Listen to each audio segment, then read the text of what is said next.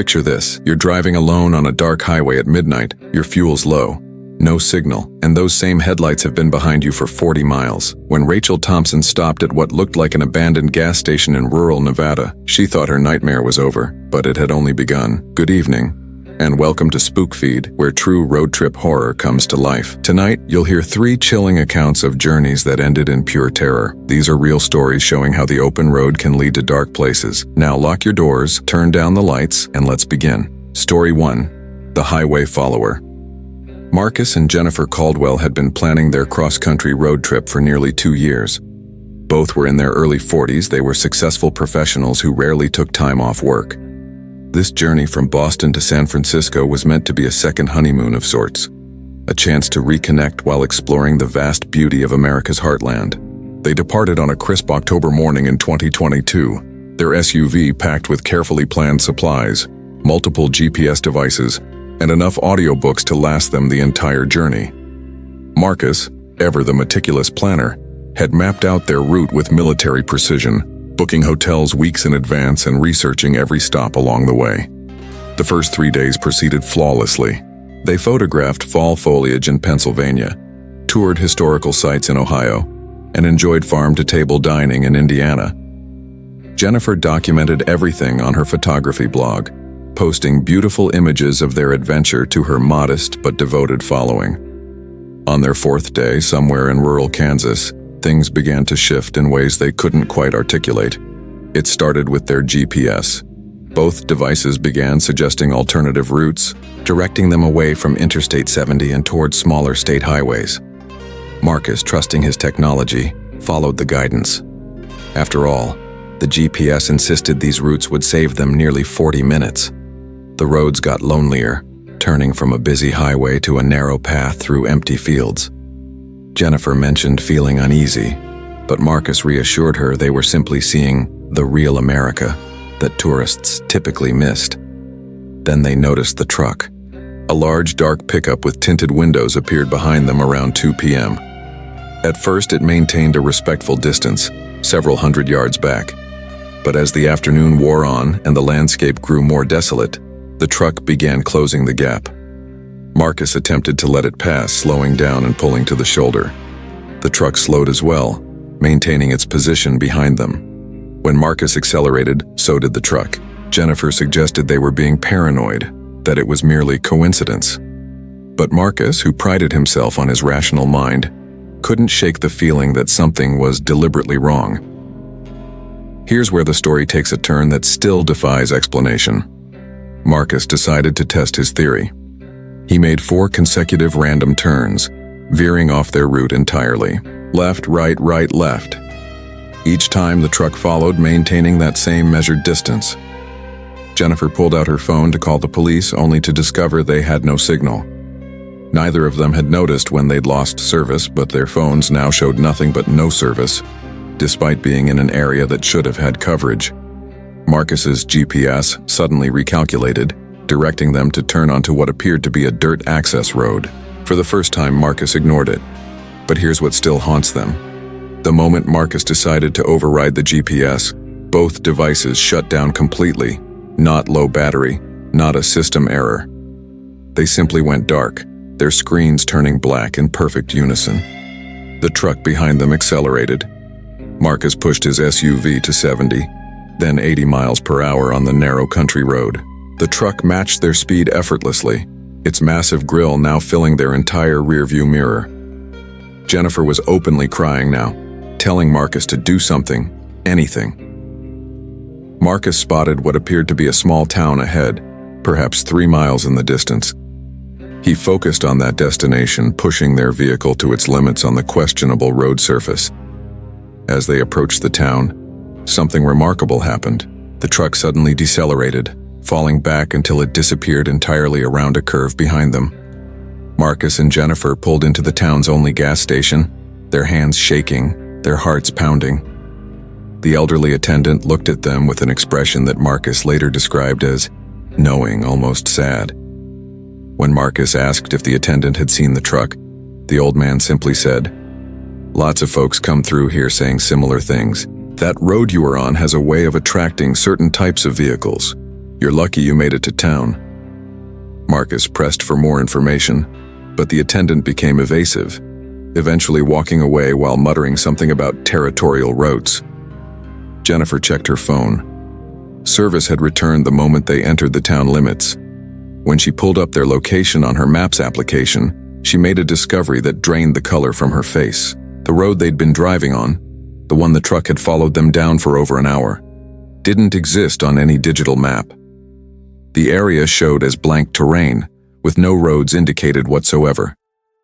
Marcus downloaded 3 different mapping applications. Same result. The route they'd just traveled was, according to every modern navigation system, impossible. But here's the detail that transformed confusion into genuine terror. When Jennifer reviewed the photos she'd been taking throughout the day, she found something she hadn't noticed while shooting. In 17 different pictures, taken at various points over the past 4 hours, there was a reflection. In gas station windows, in the chrome of other vehicles, even in a storefront mirror they'd passed, the same dark pickup truck appeared in the background of images taken hours before they'd consciously noticed it following them. The truck had been tracking them since early morning, perhaps even since they'd left their hotel that day. Marcus and Jennifer abandoned their planned route entirely. They drove straight through to Denver on major interstates, refusing to stop except for fuel at crowded truck stops. They didn't sleep in a hotel that night, taking turns driving until they reached Jennifer's sister's home in Colorado. They never completed their cross-country journey, but the story doesn't end there, and this is where rational explanation completely breaks down. 6 weeks after returning home, Marcus received an unmarked envelope in their mail. Inside was a photograph, taken from behind their SUV, showing the back of their vehicle on that Kansas country road. The angle of the photograph made it clear it had been taken from the cab of a large truck. On the back of the photograph, written in neat handwriting, was a single sentence. "Wrong turn, but we guided you home safely." Marcus reported the incident to local police. But what could they investigate? A photograph? A truck they couldn't identify on a road that apparently didn't exist? To this day, Marcus and Jennifer only drive major highways. They've sold their SUV and replaced their GPS systems. And they've both independently reported the same recurring nightmare: driving down an endless country road, unable to turn around, with a pair of headlights growing steadily larger in their mirrors. Story 2. The Detour Family. Now, I'm aware that some of you might be thinking that GPS malfunctions and coincidental vehicles can be rationally explained. I understand that skepticism. I share it to a degree. But our second account involves an entire family and multiple witnesses, and it raises questions that challenge the very nature of how we understand geographic reality. The Patterson family consisted of Robert and Linda, both high school teachers in their 50s, and their twin 17-year-old daughters Amy and Sarah. In July of 2023, they embarked on a summer road trip from their home in Portland, Oregon, to visit relatives in Salt Lake City, Utah. The Pattersons were experienced road travelers. Robert, a geography teacher, took particular pride in his navigational skills and his encyclopedic knowledge of Western American highways. They'd made similar trips dozens of times over the years. Their route was straightforward: Interstate 84 east through Oregon, then Interstate 80 through Idaho and into Utah. A simple, well-traveled path that thousands of families drive every summer. On the second day of their journey, while crossing Idaho in mid-afternoon, they encountered a detour sign. Construction work, the sign indicated, required to exit the interstate and follow an alternate route that would rejoin I-80 approximately 30 miles ahead. Robert found this odd, as he'd checked Idaho's Department of Transportation website that very morning and seen no reported construction. But detour signs are detour signs, and the highway patrol vehicle parked near the exit with its lights flashing seemed to confirm the legitimacy of the diversion. They exited as directed, following a series of clearly marked detour signs along a state highway. The road was in good condition, recently paved with fresh line markings. Everything appeared entirely normal, except for one detail that Linda noticed immediately. There was no other traffic. Not unusual, Robert assured her. Plenty of rural highways see light traffic, especially on weekdays. They drove for 20 minutes, following the detour signs at regular intervals. The landscape remained consistent with Idaho terrain. Rolling hills, scattered farms, and the occasional windbreak of trees. Then Sarah, who'd been monitoring their progress on her smartphone, said something that made Robert pull over. "Dad, according to my GPS, we're not on any road." Robert checked his own phone. Same result. Their GPS showed them as a blue dot hovering over blank terrain with the interstate visible about 2 miles to their north. "Perhaps a mapping error," Robert suggested. "These applications aren't infallible." But when he checked 3 different mapping services, they all showed the same thing. The family was supposedly driving through empty farmland on a road that didn't exist. Robert decided to turn around and backtrack to the interstate. This is where their situation transformed from curious to genuinely disturbing. They couldn't find where they'd exited. Robert drove back the way they'd come for 30 minutes, watching his odometer carefully. They should have reached the interstate exit long ago, but the road simply continued, stretching ahead and behind them through the same rolling landscape with no interstate visible anywhere. The detour signs had disappeared entirely. Linda suggested they simply continue forward, following the route the signs had indicated. Perhaps they'd rejoin the interstate ahead as originally planned. Robert agreed, but made a careful note of their fuel level. 3/4 of a tank, plenty to reach the next town. They drove forward for another hour. The landscape never changed. Same hills, same scattered farms, same occasional windbreaks. But they passed nothing else. No other vehicles, no driveways leading to those distant farms, no intersecting roads. And their fuel gauge had dropped to 1/4 tank, which Robert knew was mathematically impossible given the distance traveled and their vehicle's consumption rate. Amy, the more analytically minded twin, had been documenting something on her notepad. She'd been tracking the mile markers along the road, and she'd noticed something that defied explanation. The numbers were repeating. Mile marker 47 had appeared 3 times in the past hour. The sun was beginning to set, and Linda, usually the calm one in the family, was becoming increasingly agitated. She insisted they stop at the next sign of civilization and ask for directions. 20 minutes later, as twilight descended, they spotted something ahead, a small roadside diner. Its neon sign was glowing invitingly in the gathering darkness. Several vehicles sat in the parking lot. The family practically jumped from their SUV, relieved to finally see other people. But as they approached the diner's entrance, Robert noticed something odd about the vehicles in the lot. They were all older models, not classic cars maintained by enthusiasts, but simply older vehicles from the 1980s and early 1990s, showing normal wear and tear. Inside, the diner was populated by perhaps a dozen people, sitting at various booths and at the counter. Everything appeared entirely normal: vinyl seats, formica tables, the smell of coffee and fried food. But everyone was staring at them. Not hostile staring, Linda would later clarify. More like surprised, shocked even. Robert approached the counter and asked the waitress, a woman in her 60s, for directions back to Interstate 80. The waitress looked at Robert with an expression he found difficult to interpret, then said something that made his blood run cold. "Interstate 80? Mister, there hasn't been an Interstate 80 through here since they rerouted it back in '89. Robert started to argue to explain that Interstate 80 most certainly existed and they'd been driving on it just hours ago. But the waitress simply shook her head sadly and walked into the kitchen. An elderly man at the counter turned to Robert and spoke quietly. "Son, I don't know how you folks ended up on this road, but you need to leave. Right now." When the sun finishes setting, this stretch of highway becomes unfriendly to travelers who don't belong here. Robert demanded more information, but the man refused to elaborate. He simply repeated with increasing urgency that they needed to leave immediately. The Patterson family rushed back to their SUV. As Robert started the engine, he noticed that their fuel gauge now read empty, despite having shown a 1/4 tank when they'd parked just minutes ago. But the engine started, and Robert didn't question the impossibility. He drove forward into the gathering darkness, his family silent with fear. The headlights illuminated the same endless road, but now there was something different. Shapes moved in the darkness beyond the headlight beams. Large shapes keeping pace with their vehicle, sometimes crossing the road ahead of them too quickly to identify. Sarah began crying. Amy held her sister's hand while staring straight ahead. Linda kept checking behind them, watching for something. Then, impossibly, they saw lights ahead. The bright, unmistakable glow of an interstate highway with its modern LED lighting.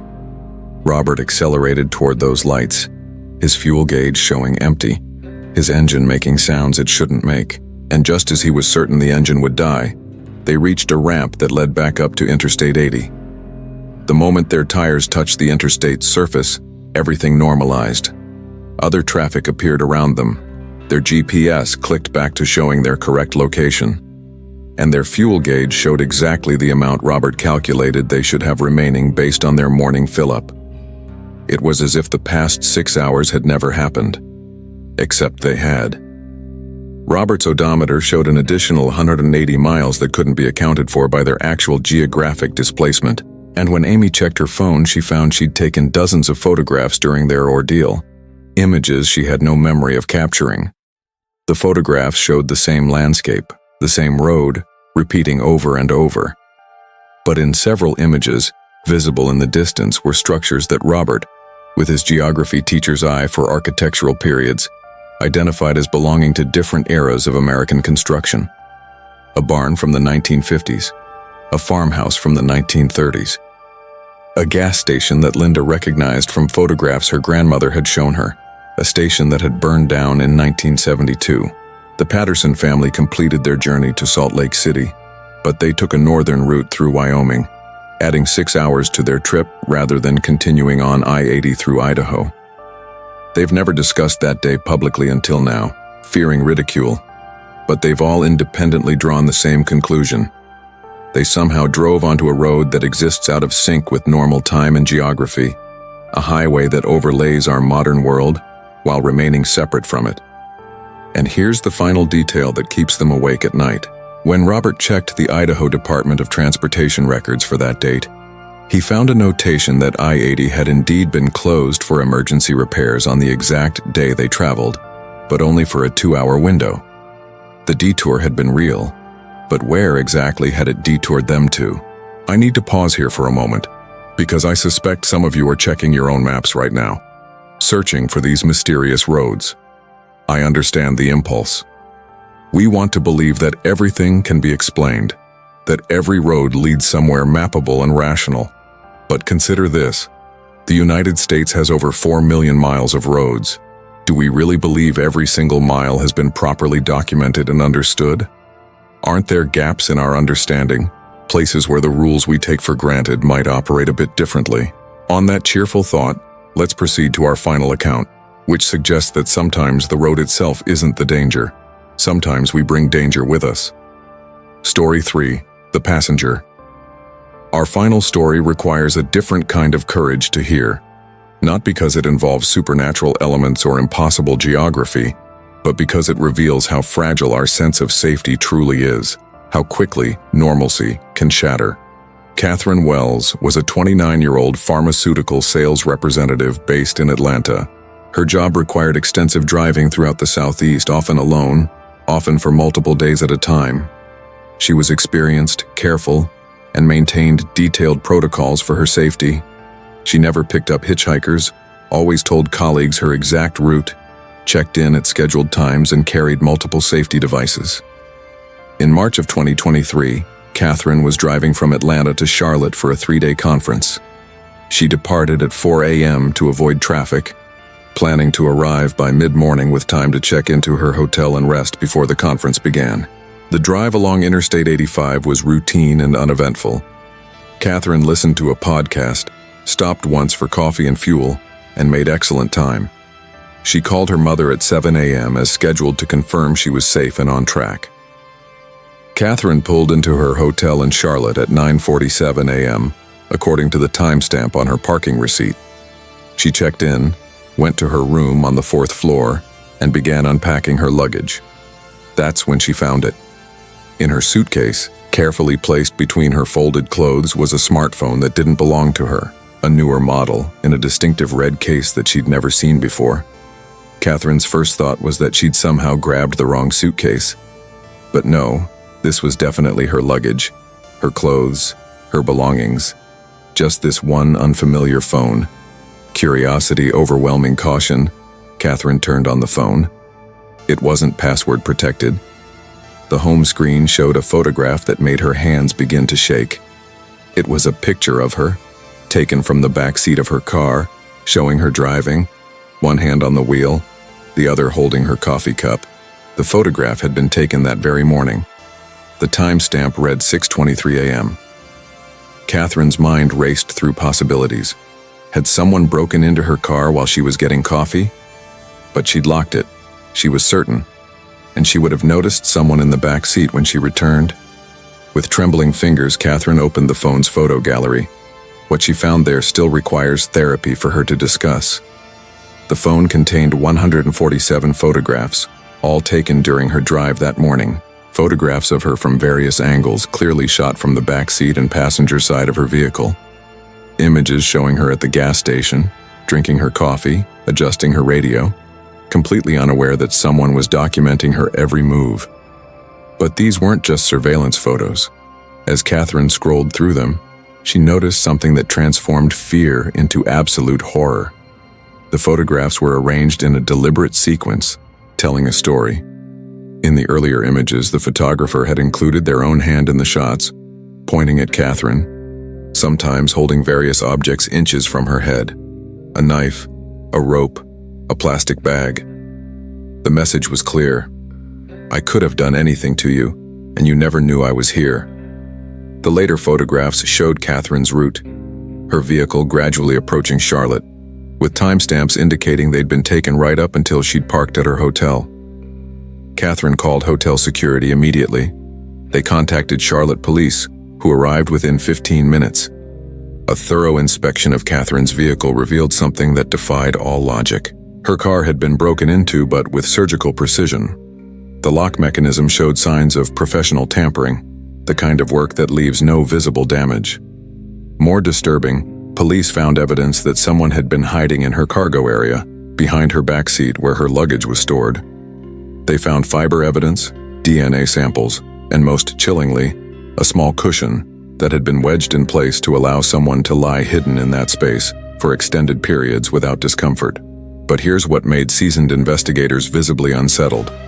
Based on the photographs and the physical evidence, the intruder had been hiding in Catherine's vehicle when she'd left Atlanta at 4 a.m. For nearly 6 hours, as Catherine drove 250 miles along an interstate highway, someone had been lying silently in her cargo area, less than 3 feet behind her, photographing her, reaching toward her with various weapons but never actually touching her. The intruder had exited the vehicle at some point after Catherine had parked at the hotel, placed the phone in her suitcase as a message, and disappeared. Police reviewed the hotel parking lot security footage.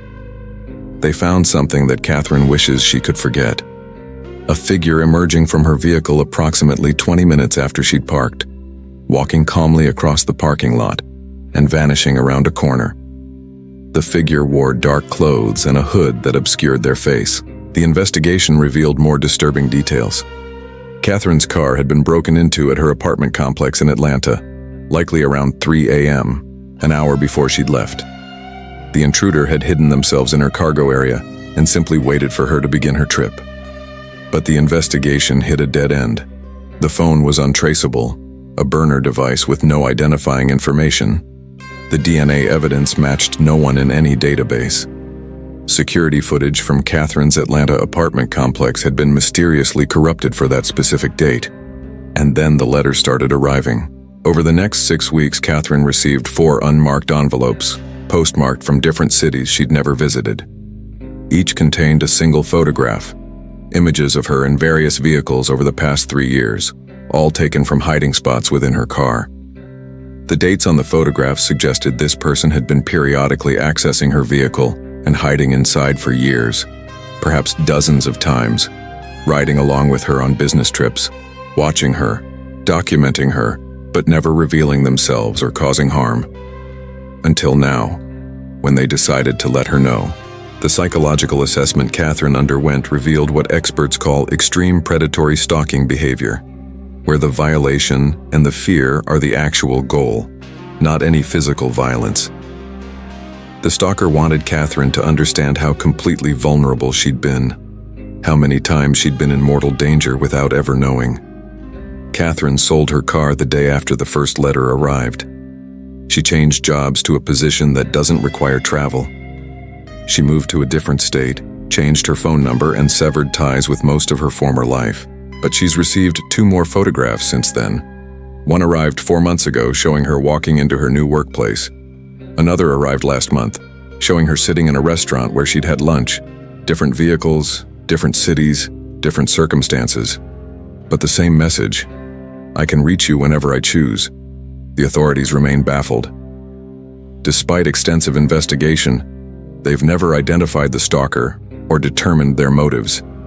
The case remains open, but with no leads and no evidence of any additional violations, there's little they can actively pursue. Catherine now lives with a level of vigilance that borders on paranoia.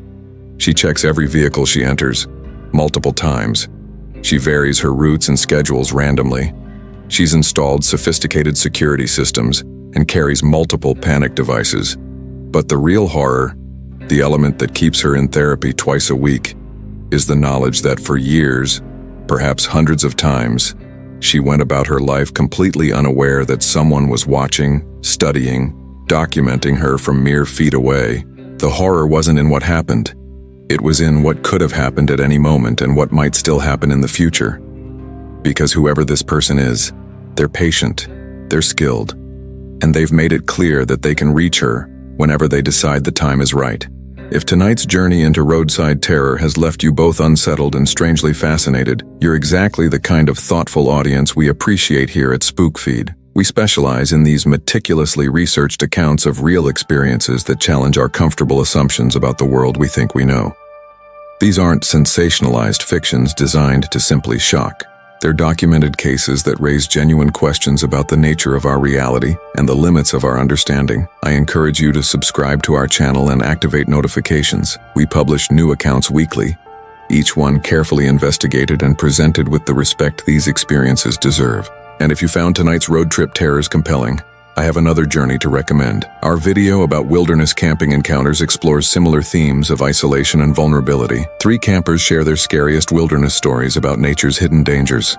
You'll find that video accessible through the end screen that will appear momentarily. I think you'll find the wilderness accounts equally compelling and perhaps even more unsettling, as they involve places even more remote than the lonely highways we've discussed tonight. Safe travels until we meet again. Remember, not every journey goes where you expect, and some roads are just not meant to be taken. This has been SpookFeed. Thank you for joining me tonight. Stay curious, stay cautious, and I'll see you in our next investigation into the unexplained and the inexplicable. Good night and drive safely.